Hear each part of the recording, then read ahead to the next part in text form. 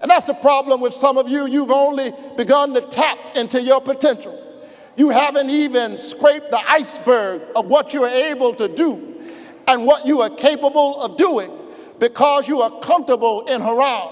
What is Haran? Haran is that corporate job. It's all right for some folk, but God told you to start your own business. Haran is that good government job. That's all right for some folk, but God told you to step out on faith. And not only will I make a way for you, but you will make a way for others. You will not be the employed, you will be the employer. You'll give some other folk a job, some other folk an opportunity. God says, expand your imagination. But you won't move because you're comfortable right where you are. You got a company car, you've got a salary, you got a credit card, feeling like you're doing all right. Diamond in the back, sunroof top, digging in the scene with a gangster lean, rolling on 22, started from the bottom, now we're here. No, you're not here, you're on your way to where God intends for you to be. Haran. Haran is not the promised land.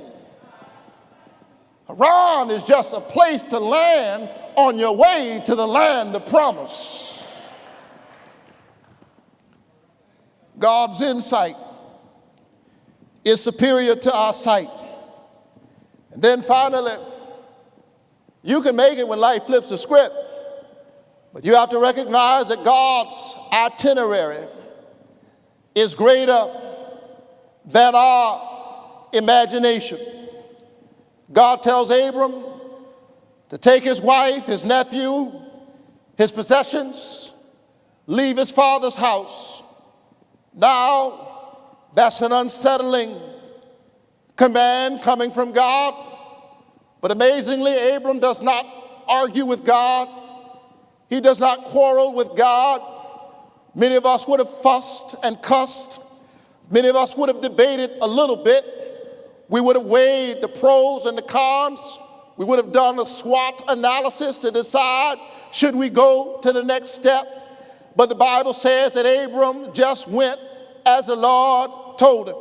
Didn't know exactly where he was going, but he went because God told him to go. He understood that God's itinerary is greater than our imagination. Somewhere I read that he's able to do exceedingly and abundantly above anything we could ever ask or think.